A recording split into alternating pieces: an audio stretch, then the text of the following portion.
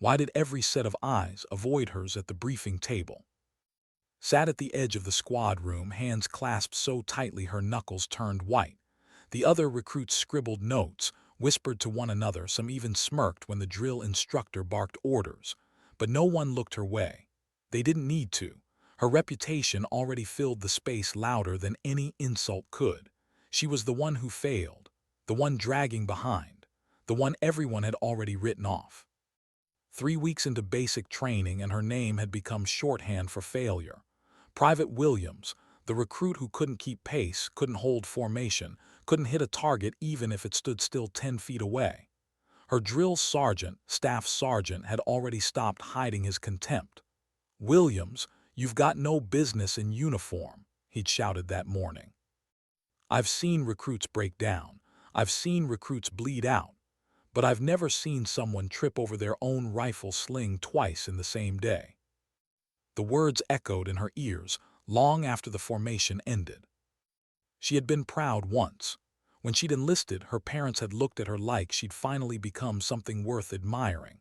Her father, a Vietnam veteran, had placed his hand on her shoulder, steady, heavy, and said only 4 words: "Don't waste the chance."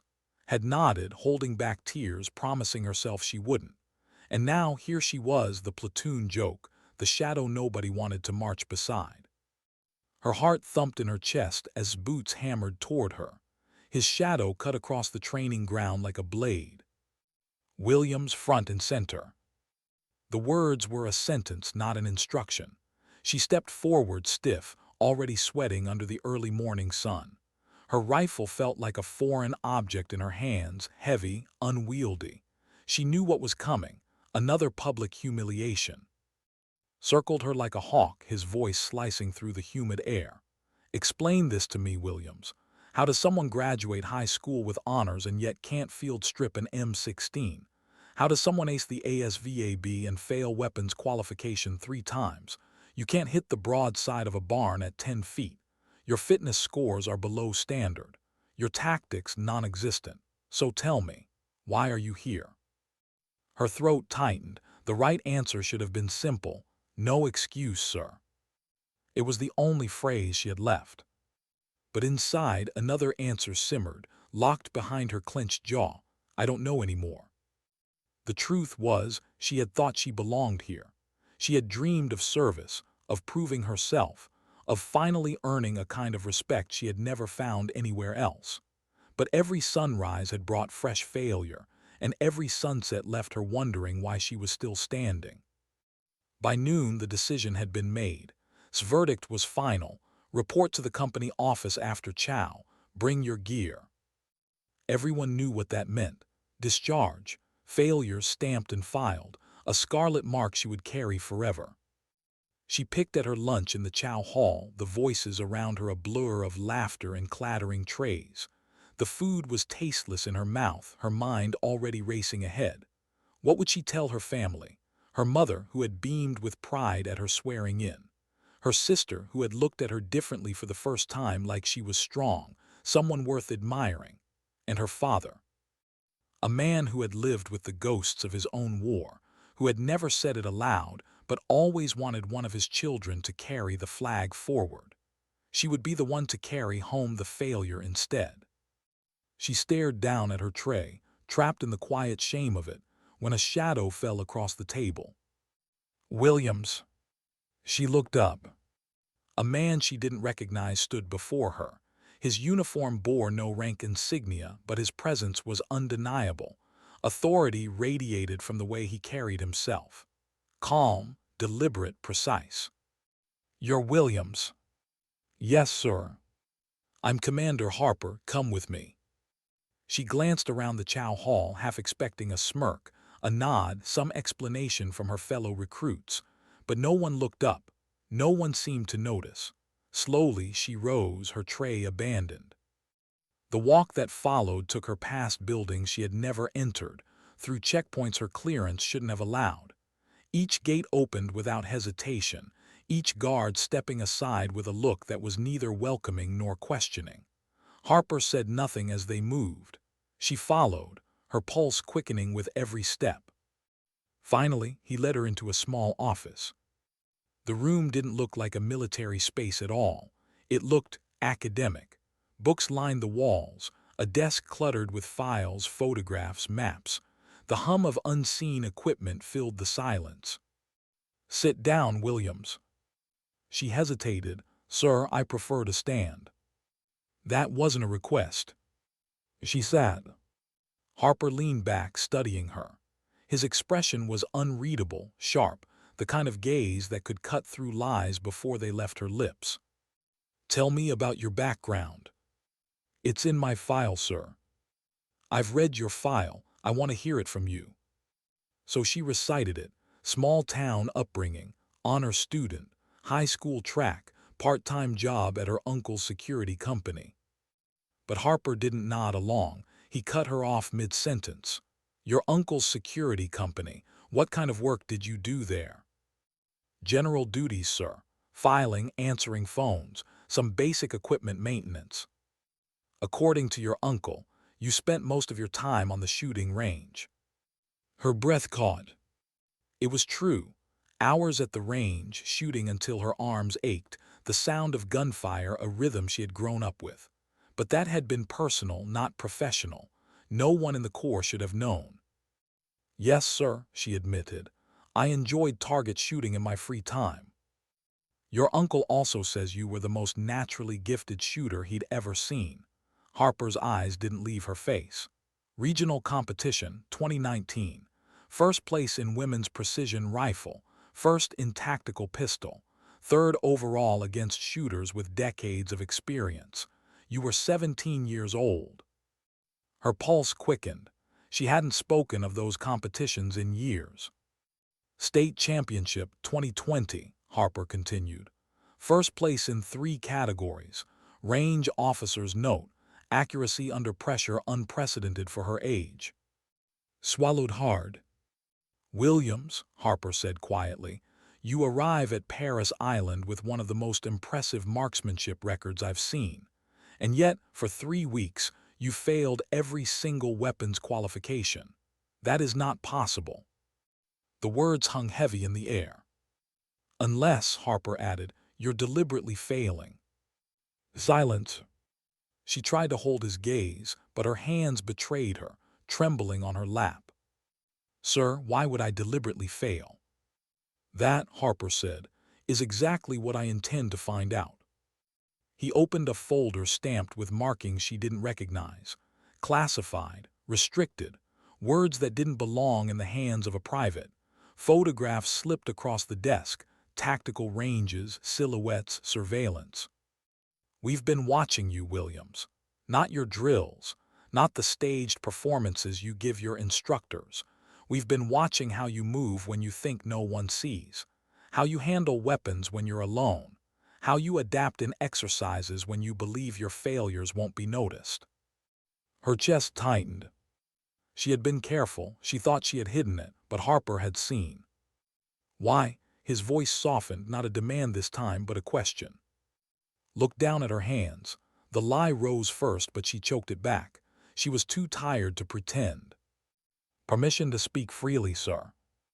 "Granted." "I came here wanting to serve, but after the first week, I realized something.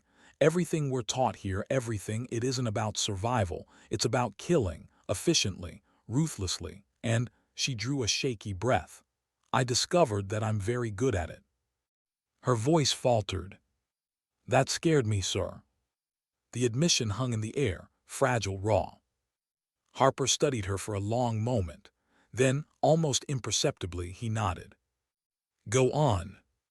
"In civilian competitions, it was different. Paper targets, static, no consequences.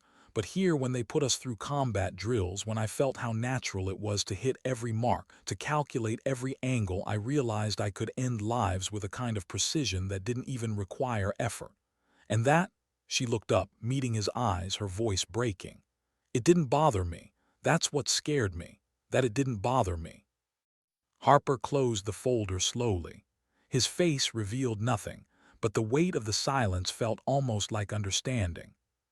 "Williams," he said at last, "what if I told you there are ways to serve your country that don't involve traditional combat? missions that require your skills, but use them to save lives rather than end them. Her breath caught. That sounds too good to be true.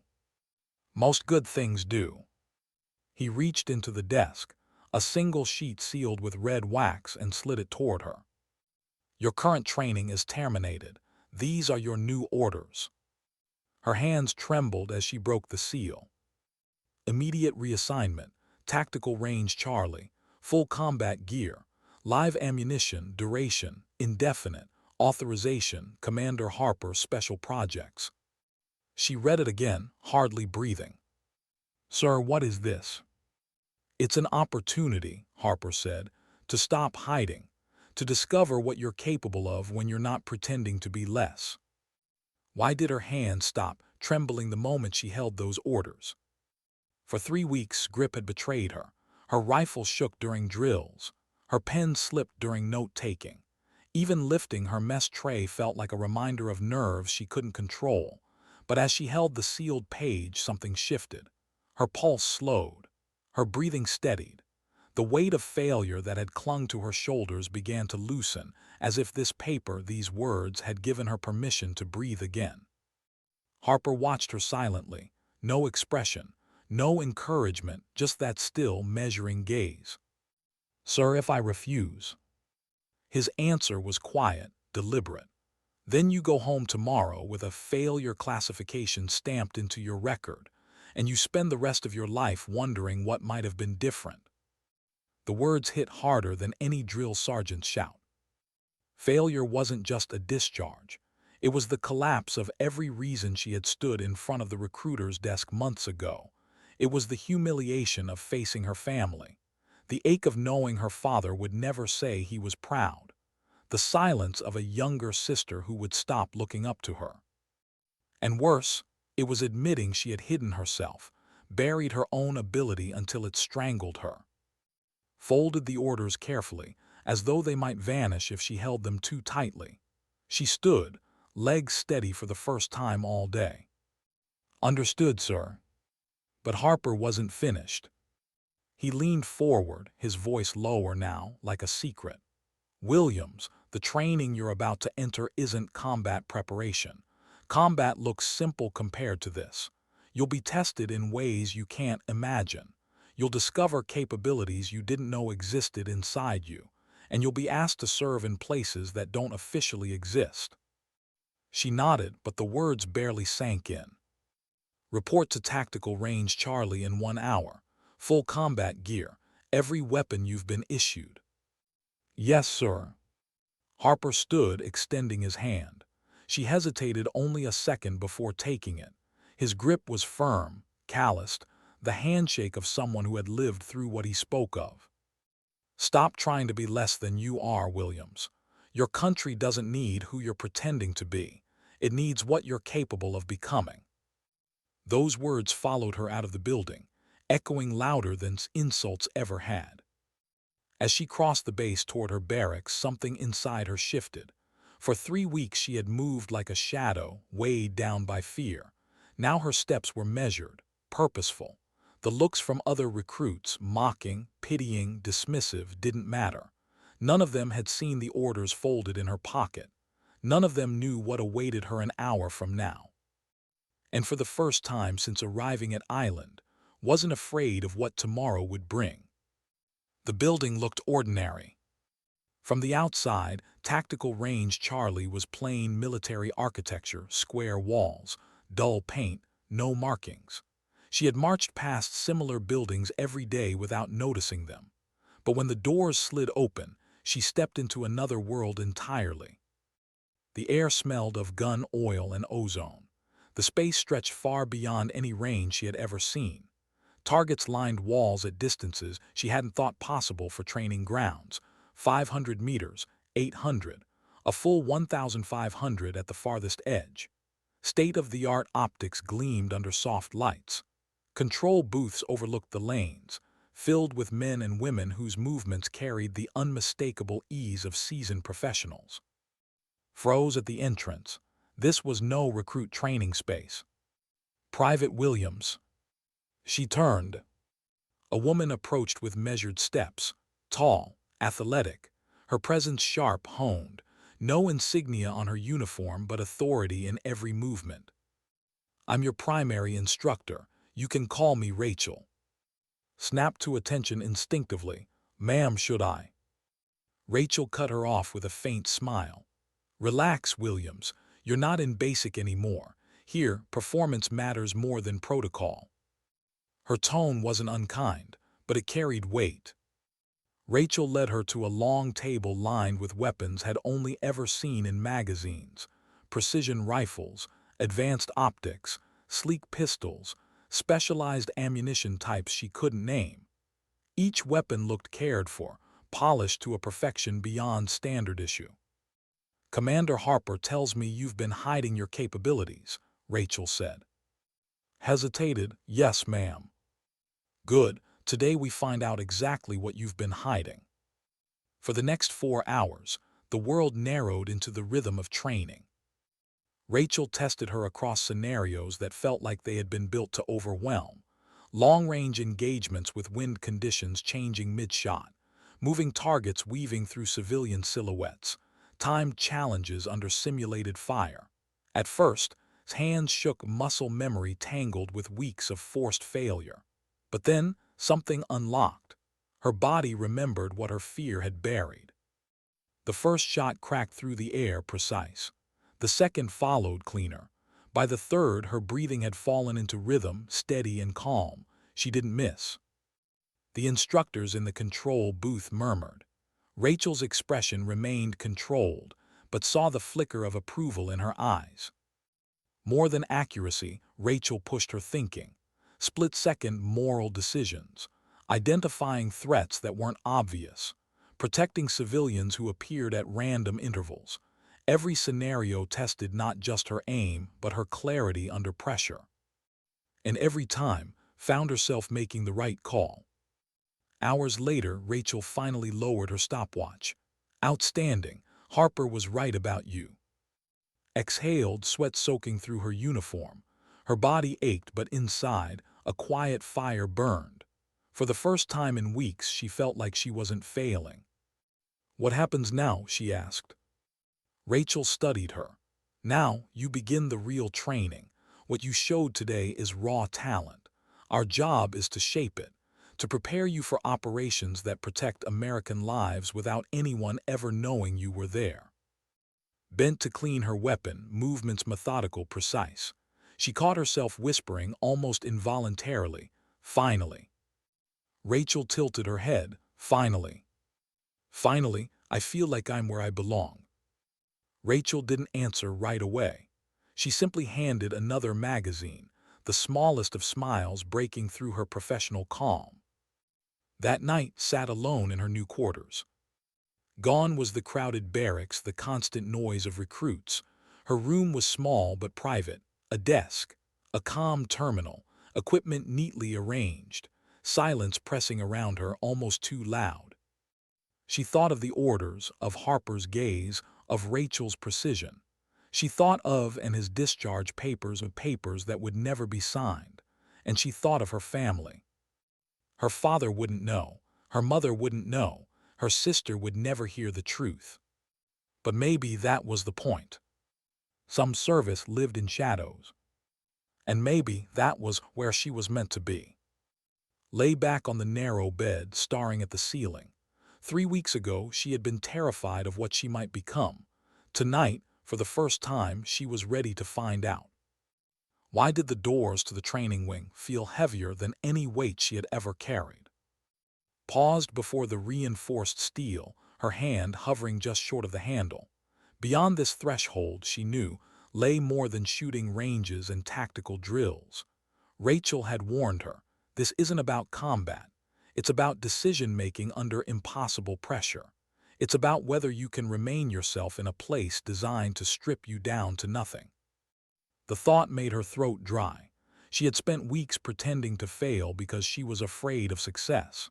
Now, the door waited to test what success would really cost. She stepped inside.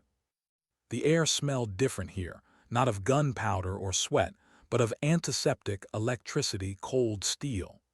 The hall stretched into multiple wings, each branching into rooms she couldn't see.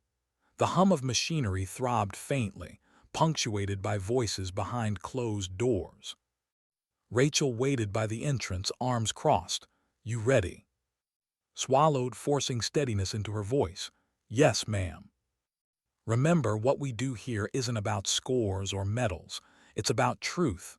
You'll be tested in ways you won't expect. Some of it will scare you, some of it will break you, and some of it will show you who you really are." The words landed, heavier than any rifle she had carried. Rachel led her down the corridor to a room that looked like a theater, dim lighting, reinforced glass separating the floor from an observation booth above. In the center, a mock urban environment stretched outward. Walls, doors, windows, mannequins scattered across streets like frozen civilians. It looked ordinary but knew it was. "You're going in," Rachel said. "Targets will appear. Not all of them are threats. Your job is to tell the difference. The system will adapt as you move. It'll push you harder with every choice you make. Don't just fire, decide." Nodded, gripping her rifle than she meant to. The door hissed open. She stepped into the simulated city. Silence pressed in at first. Her boots echoed on the floor. Shadows stretched where the light didn't reach. Then, without warning, movement. A figure popped from a window. Her sights snapped up. Civilian, not armed, she held her fire. Another figure darted from an alley, weapon raised. She squeezed the trigger, one clean shot. Target dropped. More figures appeared, faster now, mixed. Some armed, some not. Children, women, combatants in plain clothes. Her pulse hammered as the scenario blurred, each decision forced into seconds. Her finger squeezed, then froze, then fired again. Voices shouted from hidden speakers, screams, gunfire. The chaos pressed into her skull until every breath was a decision, every heartbeat a test. And yet she adapted. Her breathing steadied. Her stance adjusted. A rhythm emerged. Her mind moved faster than her fear. She began to anticipate, to trust instinct, to let the world narrow into moments of clarity where everything slowed down and the right decision revealed itself. When the final shot echoed and silence fell, stood alone among the mannequins. Her chest heaved. Sweat dripped from her brow, but her rifle hung steady in her hands. From above, Rachel's voice cut through the stillness. "Good, very good." The door opened behind her. Stepped out, legs weak, arms trembling now that the moment had passed. Rachel met her at the threshold. "Most people miss at least one. You didn't." Forced herself to breathe. "I thought I would freeze." "You didn't, and that's what matters." Rachel's gaze softened, just for a moment. The hardest part of this work isn't hitting targets. It's knowing which ones not to hit. The words sank deeper than the praise. The days blurred after that, each one dragging her further from the simplicity of basic training. She was pushed across disciplines she hadn't imagined. In one wing, a medical trainer placed her in a mock battlefield littered with wounded. "Stabilize the soldier in 3 minutes or he bleeds out." Her hands shook at first, fumbling with tourniquets, compressions, airway tubes. But then focus. The world narrowed again. She succeeded. In another wing, she sat before encrypted screens while an instructor tested her ability to crack codes, track signals, and hide her own. Hours passed like minutes, her brain aching as much as her body did on the ranges. Elsewhere, language trainers pressed her with phrases, accents, dialects. She stammered at first, but soon patterns emerged. Her memory sharpened. Words began to stick. Rachel explained it one evening as they walked the corridors. "We're not creating soldiers, we're creating operators. People who can adapt to any environment, disappear into any culture, blend until no one notices them, then act when no one expects it." Absorbed every word, but doubt lingered too. At night, alone in her quarters, silence brought questions she couldn't shake. What am I becoming? A soldier, a spy, an assassin in disguise? She would stare at the ceiling until exhaustion finally claimed her, the echoes of Harper's promise in her ears. There are ways to serve that don't involve killing. She wanted to believe him, but each day blurred the line further. Weeks into training, Rachel introduced a new scenario. "This isn't about accuracy," she said, handing a silenced pistol. "It's about restraint. You'll enter a controlled environment. There are hostiles inside, but also civilians. Some will move unpredictably. Some will look like threats when they're not. And some," Rachel's eyes held hers, "will look innocent when they're not." Stomach nodded. The door opened. She moved inside. Dim light, narrow halls, footsteps above. A shadow darted, weapon confirmed hostile, one clean shot. Another figure stumbled from a corner, hands empty. She hesitated, then a weapon flashed from the figure's waistband. She fired again, heart pounding. On and on it went. The scenario twisted faster, testing her judgment, pushing her fear. And then the hardest test. A child's voice. Froze down the hall, a small figure stood, no taller than her waist. Wide eyes, a toy clutched in his hand. For a split second she almost lowered her weapon, then the toy shifted. Steel glinted, not a toy at all. Her chest constricted, her finger hesitated. The figure lunged. She fired. The report cracked through the room like a judgment. The figure dropped, silence swallowed the space. His breath broke, ragged. Her pistol trembled in her hand. The lights snapped on. The figure was gone. A mannequin lay on the floor. A simulation, not real. But the image carved itself into her mind like it was. Rachel's voice was calm. "That's the kind of decision you'll face in the field, and you won't have the comfort of knowing afterward that it was only training." Lowered her weapon slowly, the weight of it unbearable. That night she didn't sleep. The child's eyes, even simulated, haunted her. She had wanted to serve. She had wanted to make her country proud. But in the silence of her room, she wondered, was this really service? Or was she learning to live with choices that no one should have to carry? The next morning, Harper appeared. It was the first time she'd seen him since the day he handed her the orders. His presence filled the room as Rachel briefed him quietly. Then he turned his gaze on. "You look tired." She tried to hold herself tall. "I'm fine, sir." "No, you're not." His voice softened. "You had your first moral scenario yesterday." Her jaw clenched. "Yes, sir." He studied her for a long moment. "And you fired." His voice cracked. I didn't want to, but I had to." "That conflict you feel," Harper said quietly, "that's what makes you different. Anyone can learn to shoot. Few can carry the weight of what shooting means." Stared at him, searching for anger, for disappointment. Instead, she found something else. Understanding. "Sir," she whispered, "what if I can't live with it?" Harper's answer was calm, steady, final. "Then you don't belong here. But if you can learn not just to live with it, but to make those decisions with clarity, with humanity intact, then you're exactly who we need." The silence that followed was heavy, suffocating. And yet somewhere beneath the weight, a spark flickered. She didn't know if she could live with it, but she knew one thing: she wanted to try. Why did it feel like the walls themselves were watching her? Sat alone in the dimly lit debriefing room, a cup of untouched coffee cooling in her hands. The clock on the wall ticked too loudly, each second pressing against her skin. She had spent the past 24 hours replaying the last scenario, the child with the weapon, the hesitation, the shot. She had fired. She had survived the test. But the image lingered like smoke that refused to clear. Rachel entered quietly, setting a folder on the table. She didn't sit right away. Instead, she studied his face, her posture, her silence. "You didn't sleep." "Didn't answer." "That's normal," Rachel continued, her tone even. "The first time always lingers, it should." Finally, Rachel sat, sliding the folder across. "Read." Inside were photographs, grainy surveillance stills, men in unmarked uniforms, weapons caches, maps scribbled with coordinates. Each image carried a weight that made her chest tighten. "These aren't simulations," Rachel said. "These are real." His breath caught. "You mean?" "Yes, actual intelligence, actual threats." She stared at the photographs, her voice unsteady. "Why are you showing me this?"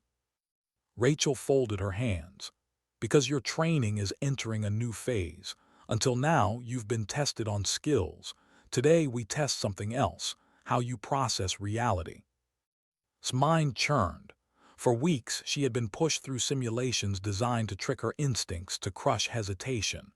But these images were proof that the world outside their sealed walls was not just waiting. It was moving, breathing, preparing. Rachel leaned closer.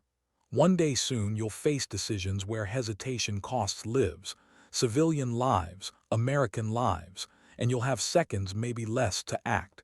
These faces," she tapped the photographs, "they're not just shadows on a screen, they're people preparing to do harm." His throat tightened. She closed the folder slowly, her reflection faint in the glossy surface. "Ma'am, what if I make the wrong choice?" Rachel's reply was almost a whisper. "Then you live with it. The right choice doesn't always feel clean.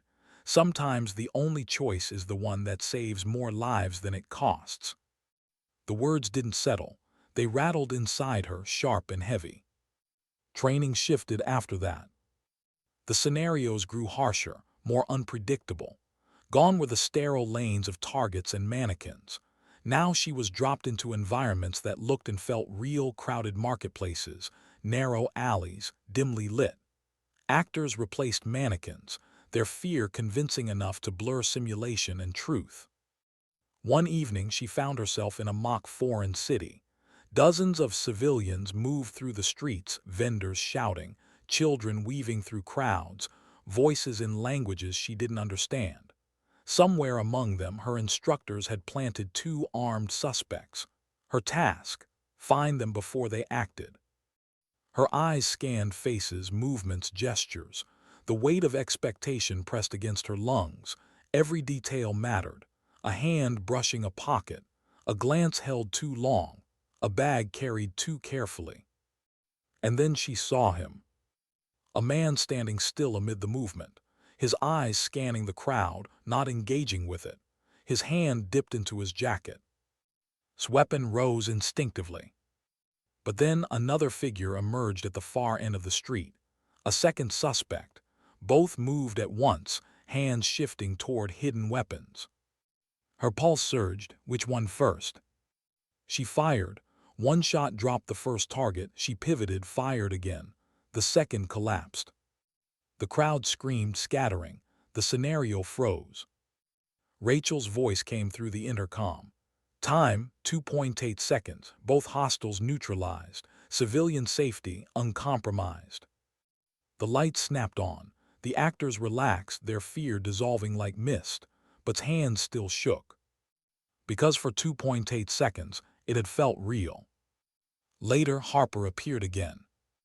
He entered the training floor without ceremony, his presence once more commanding silence. He walked the scene with measured steps, studying the mock marketplace as though it were a battlefield. "You hesitated less this time," he said. Straightened. "Yes, sir." "And you saved every civilian." She nodded, though pride didn't follow. Instead, unease curled in her stomach. Harper looked at her carefully. "That doubt you feel? Good. The day you stop questioning yourself is the day you become dangerous, not to them but to us." Swallowed hard. "Sir, do you ever stop seeing them, the faces?" Harper's gaze flickered just briefly toward some distant memory she couldn't see. "No, you never stop seeing them, but you learn to live with the weight. And you carry it because if you don't, someone else will have to. Someone who might not make the right call." The silence that followed was heavier than the gun she carried. The weeks hardened into months. His body grew stronger, her reflexes sharper, her instincts cleaner. She learned to dismantle weapons blindfolded, to move through rooms like a shadow, to vanish into a crowd. She absorbed languages, customs, cultural details until she could slip into identities like a second skin. But more than skill, she learned endurance. Mental, emotional, moral. The ability to stand at the edge of impossible choices and not collapse. One night after a grueling simulation, Rachel sat with her in the empty range. The lights hummed softly, casting long shadows. "You're different from the others," Rachel said quietly. Frowned. "Different how?" "You don't just want to succeed. You want to stay human. Most who come here bury their conscience. You fight to keep yours alive." Stared at the floor. "Sometimes it feels like I'm losing it anyway." Rachel shook her head. "No, that fear you carry, that's your anchor. The operators who scare me most are the ones who feel nothing." The words struck deep. For the first time, began to wonder if her fear wasn't weakness, but the very thing that made her strong. The first time she was sent outside the facility, it wasn't called a mission. It was field immersion. She and 3 others were flown to a foreign city, handed civilian clothes, and given one task: disappear. No weapons, no radios, just instructions to survive 3 days without being detected by local surveillance teams hunting them. The city was alive with noise, color, movement. Crowds pressed close in marketplaces, cars honked endlessly, conversations overlapped in languages she barely recognized. Every corner felt like both safety and danger. Slipped through the chaos, heart pounding. Every glance felt like a threat, every shadow like a tale, but slowly instinct returned. She learned which alleys to vanish into, which words to mimic, which faces to blend with. On the 3rd night, as she huddled in a crowded with only a borrowed scarf covering her hair, she realized something startling. She wasn't afraid anymore. She was calm, hidden, invisible. When she returned to base, Rachel met her with a simple nod. "You passed." Didn't ask what would happen if she hadn't. That evening, lying in her quarters, she thought of her family again. Her mother's pride, her sister's smile, her father's hand heavy on her shoulder. She whispered into the silence, "If only you could see me now." But she knew they never would. And maybe that was the point. Because some victories aren't celebrated, some aren't even known. They just exist in silence, in the shadows where people like her were learning to stand. Why did the transport hum louder than any sound she had ever heard? Sat in the dim belly of the aircraft, strapped into a seat along the bulkhead. The engines droned steady, rhythmic, but to her it was deafening. Around her the others sat silent, faces calm, unreadable, their eyes fixed ahead. Veterans, every one of them. Their silence wasn't nerves, it was habit, control. Her hands gripped her rifle. For weeks she had fired in sterile ranges, simulated cities, fabricated chaos. Tonight, the world outside wasn't simulation. Tonight, there were no instructors waiting to flip a switch and call end scenario. Tonight, there was only reality. Rachel's words came back to her. "One day soon, you'll face decisions where hesitation costs lives." That day had arrived. The mission brief had been short. A weapons transfer in a coastal town, foreign soil, unstable region, no official U.S. presence. Intelligence suggested insurgents were preparing to move crates marked for destinations no one wanted to imagine. Their task was simple in words, impossible in weight: intercept, confirm, neutralize. Had said nothing during the briefing. She had nodded, memorized details, maps. But inside, her chest had constricted until she could hardly breathe. Now strapped into the aircraft, she felt Rachel's hand tap her arm. "You're ready," Rachel said quietly, as if reading the storm in her head. Tried to answer, but her throat was dry. Ready. She wasn't sure she even remembered how to breathe. The red light above the bay door flicked on. 30 seconds. The others checked gear, silent, fluid motions that came from countless operations she couldn't imagine.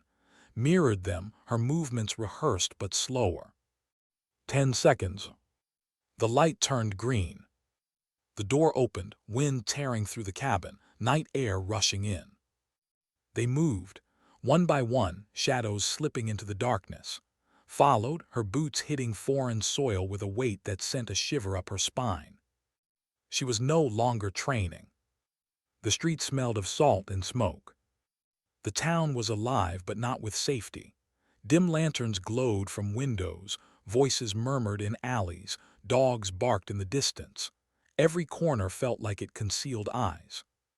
Moved with the team, her rifle steady, her breathing quiet, they flowed through the streets like shadows stitched into the night.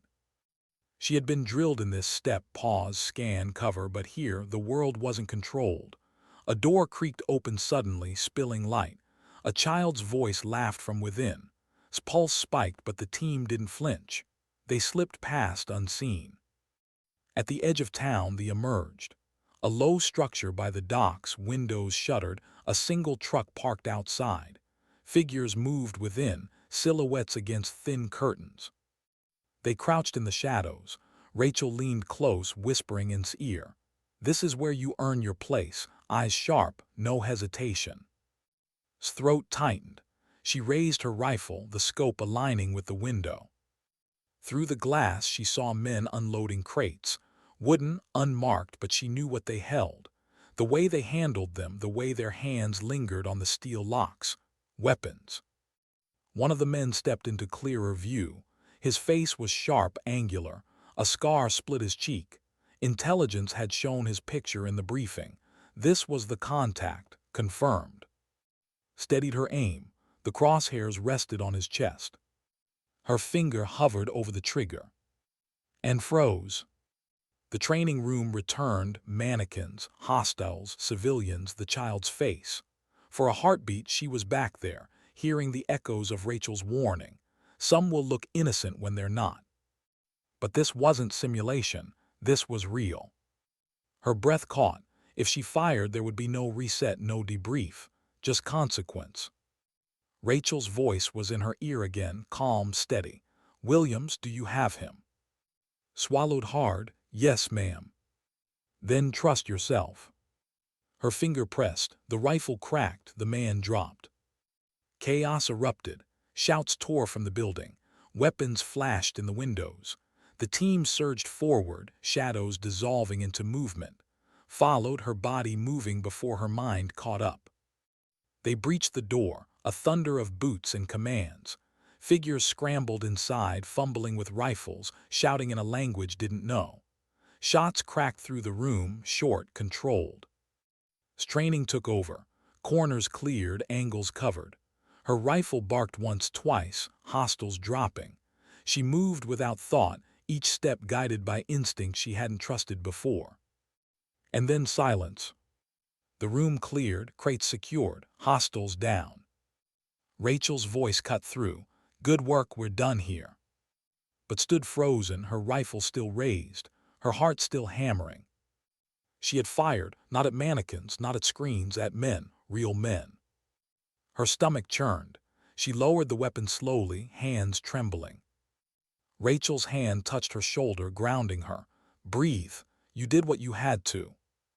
Wanted to believe it. She wanted to accept it. But as they slipped back into the night, she carried the weight of every shot like a shadow pressing against her chest. The flight back was silent. Sat in the same seat as before, rifle across her knees. But the hum of the engines felt different now. Not deafening, not steady, just heavy. She stared at her hands, still faintly shaking. The others sat calm, their faces unreadable. Professionals who had done this dozens of times, maybe hundreds, but for her, it was the first. Her first real mission, her first real shot. She wondered if the weight would ever lift, or if this was what service meant, carrying it forever, learning to walk with shadows pressing down. Back at the facility, debrief came quickly. The operation had been a success, crates secured, targets neutralized, no civilian casualties, no American losses. By every metric flawless. But didn't feel flawless. She sat in the debriefing room, staring at the table while Rachel reported. Harper stood at the back, silent, his eyes on her. When Rachel finished, Harper stepped forward. His voice was steady. "Williams, you executed with precision, clean shots, no hesitation when it mattered. You saved lives tonight." Lifted her gaze, her voice breaking. "I killed, sir." Harper didn't flinch. "Yes, and because you did, others will live." Her chest constricted. "What if I can't carry it?" His answer was calm, final. "Then it will crush you. But if you can, if you choose to carry it, then you become what this country needs. Not because you kill, but because you know what it costs." The room fell silent. His eyes burned, but she didn't let the tears fall. She nodded once. "I'll carry it." Harper studied her, then gave a single nod of his own. Rachel's voice was softer when she leaned close. "The first time is always the hardest. Remember, it's not about pride. It's about purpose. You're not here to be a hero. You're here to make sure others never know how close they came to needing one." Those words settled deeper than any praise. Because maybe this was service. Not medals, not recognition, just shadows carried by those willing to bear them. That night, alone in her quarters, sat on the edge of her bed, staring at her hands. They no longer trembled. She whispered into the silence, "I'll carry it." And for the first time, she believed she could. Why did silence feel heavier than the gunfire she had left behind? Sat in the dark of her quarters, the glow of the desk lamp spilling across scattered papers. Reports, maps, photographs. Her first mission's details had been classified the moment she returned, buried in files she would never see again. And yet she didn't need the papers to remember. The faces, the sounds, the moment she squeezed the trigger, they lived behind her eyes. She thought of the man she had dropped through the window, how his silhouette had jerked backward, how the chaos had erupted instantly after. She had been told it was clean, necessary, flawless. And yet, she still wondered if he had a family, if someone waited for him in that coastal town, never knowing why he didn't come home. The weight didn't leave. It grew. Missions blurred together after that. Some short, some long. Some that ended before they truly began, infiltrations aborted when intelligence shifted, targets gone before they arrived.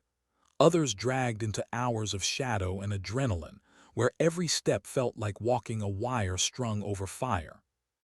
Learned to move in silence through foreign markets, to watch crowds for details others missed. She learned how to vanish inside roles, a tourist with a camera, a vendor selling fruit, a passerby with tired eyes. Her language training sharpened, her disguises deepened. She became someone else with the ease of slipping on a jacket.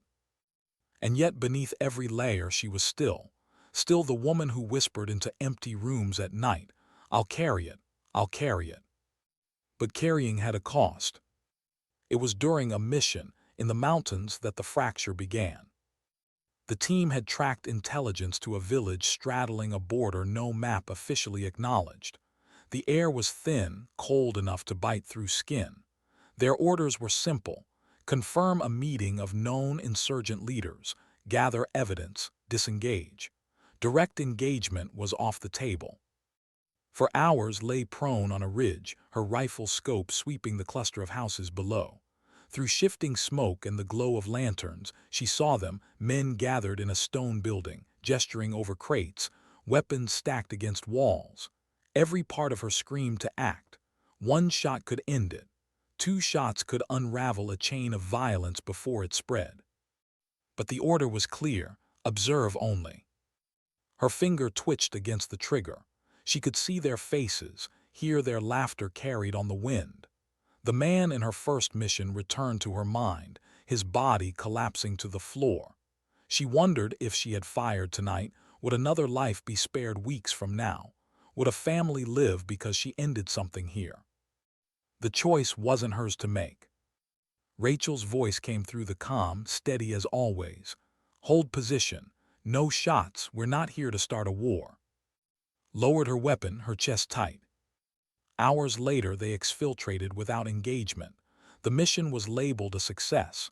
Evidence gathered. Movement confirmed. But days later, Intelligence returned. The same group had crossed the border, ambushed a convoy, killed 5 civilians. Stomach twisted when she read the report. Her mind replayed the ridge, the scope, the faces. She had seen them. She could have stopped them. But she hadn't. That night she confronted Rachel. "You knew," said her voice trembling. "You knew what they'd do." Rachel's expression was unreadable. We knew they might, but we also knew what would happen if we acted without authority. Borders matter, Williams. Politics matter.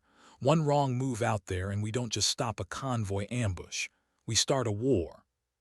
Shook her head. So we let them live and people died instead. Rachel's voice was calm but firm. That's the cost of working in shadows. You don't always get to choose. Sometimes restraint saves more lives than action. Wanted to scream. She wanted to throw the rifle, the uniform, every order back in their faces. But she didn't. She just stood there, fists clenched, the fire burning in her chest.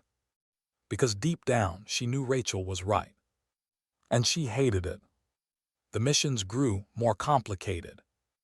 It wasn't just about pulling triggers anymore.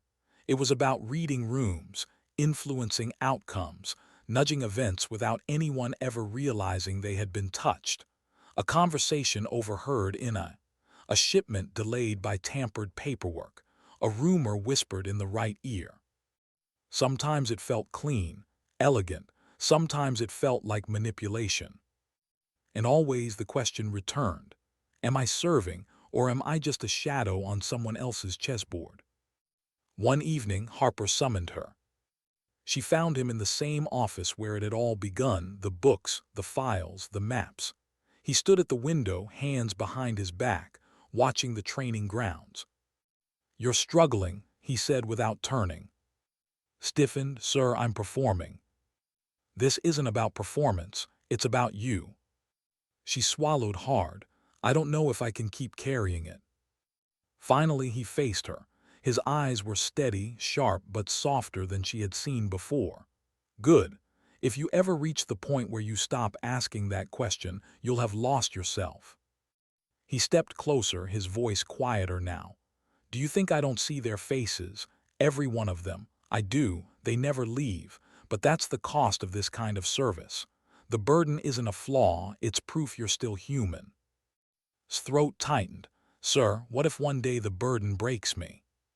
Harper's gaze didn't waver.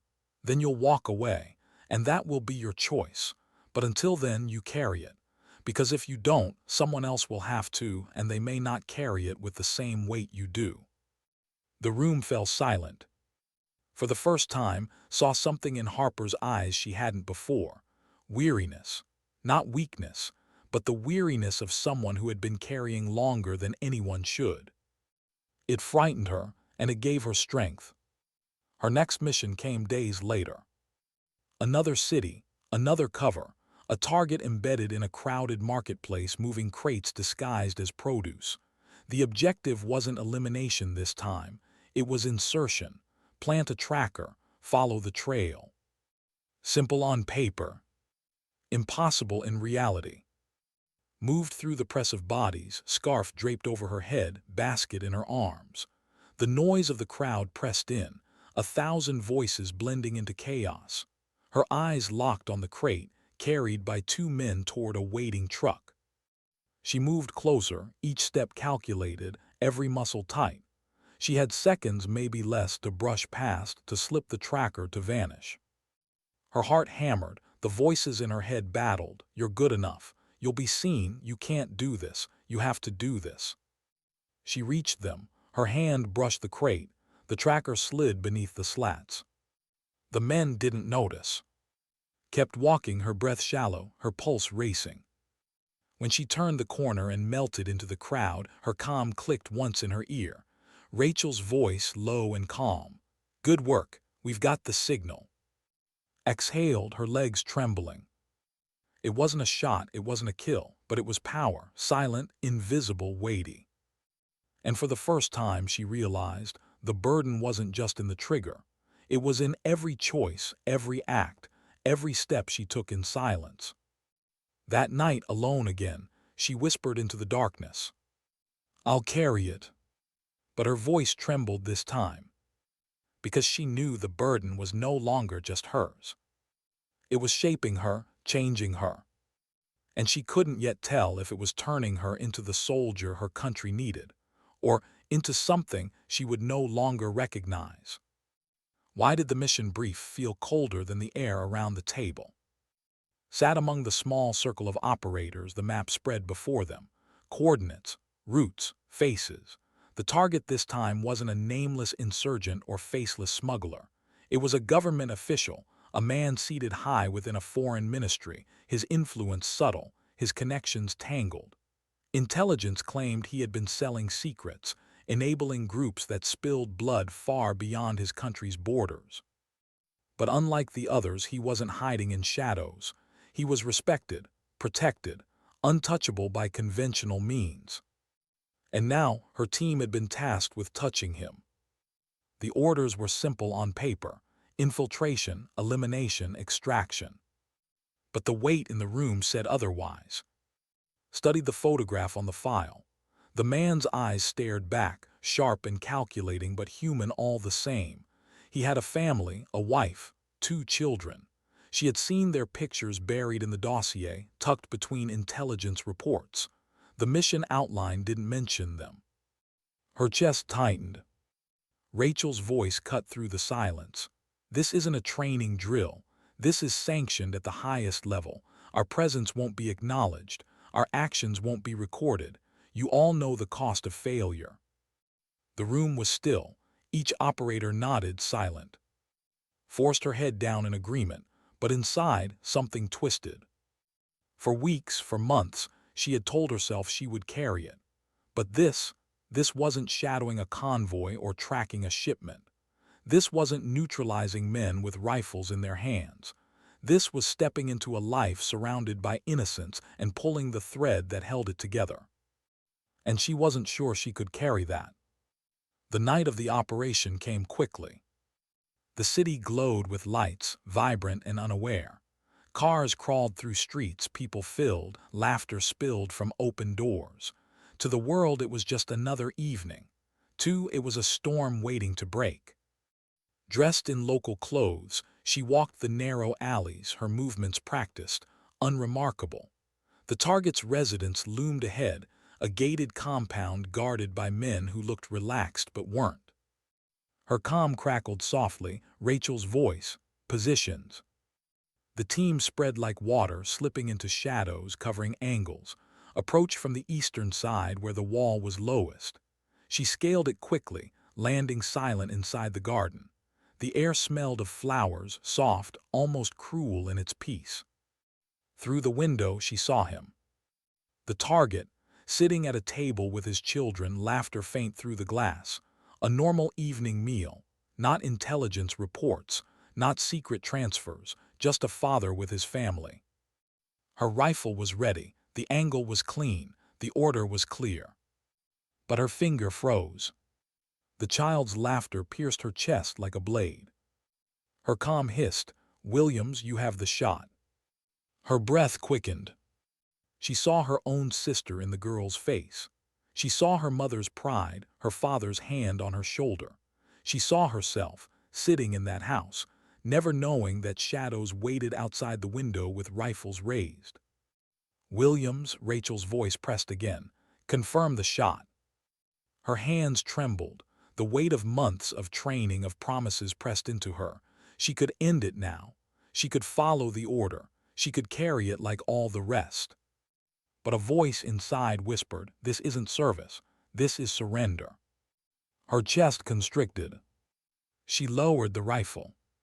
"Negative," she whispered. The silence in her comm was sharper than any bullet. "Williams," Rachel's voice returned, calm but edged, "repeat." Swallowed, "I won't fire, not like this." The extraction that followed blurred into chaos. The team pulled back, swift and silent, their window closing fast. They melted through the city before alarms could sound, before suspicions took shape. But inside carried something heavier than failure. Back at the facility, the storm broke. Rachel met her in the debrief room, eyes hard.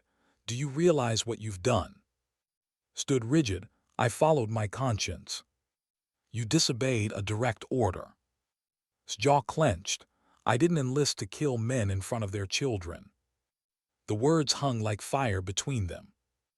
Rachel's gaze didn't soften. "You think service gives you the luxury of choosing when it's clean. It doesn't. Service is doing what's necessary, even when it breaks you." His voice cracked. "And what's left when it breaks me completely?" The silence that followed was heavier than any reprimand. Rachel turned away, her voice low. "Go. Harper will decide what happens next." Harper's office was darker than usual. The blinds drawn, the air thick with unspoken weight. He didn't look up as she entered. "Williams," he said, his voice even, "sit." She obeyed, hands tight in her lap. For a long moment Harper said nothing. He flipped through files, closed them, set them aside. Finally he looked at her. "You refused." His throat tightened. "Yes, sir." "Do you know what that means?" "Yes, sir." Harper studied her, his expression unreadable. "You endangered the mission. You endangered your team, you protocol." Each word struck like a hammer. "And yet," Harper leaned back, his eyes narrowing slightly, "you showed something most operatives never do." Blinked, confused. "Sir." "You showed restraint when every system demanded obedience. You showed humanity where others might have buried it. And while you compromised the objective, you also proved something critical." He leaned forward now, his gaze sharp. "You proved that when the choice comes between conscience and command, you will not blindly follow. And that, Williams, may be the very reason you're still here." His breath caught.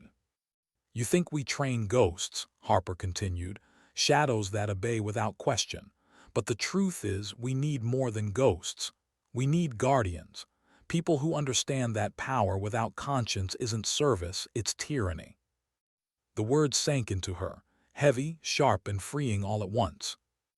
Harper stood, his presence filling the room. "You'll remain in the program, but understand this. Your choices will cost you. Some will trust you less. Some will watch you closer. And one day you may face the same choice again without the luxury of hesitation." His chest tightened. "And if I make the same choice?" His eyes held hers. "Then you live with it like all of us." The silence stretched. Then Harper turned back to his desk, dismissed.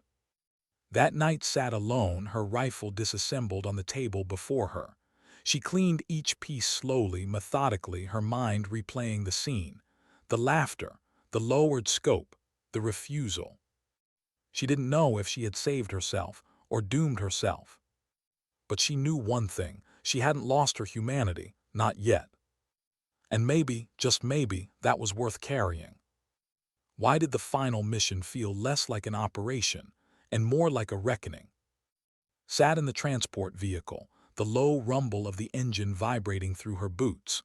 The city ahead glowed faintly, distant lights flickering like stars on the horizon.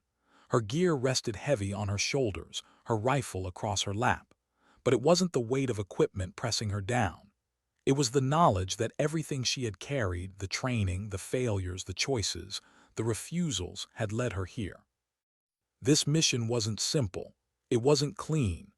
Intelligence had confirmed the location of where high-value targets were preparing an attack on an Allied compound. The strike had to happen tonight. But unlike before, wasn't just part of the team. She was leading it. Rachel sat beside her, silent but steady.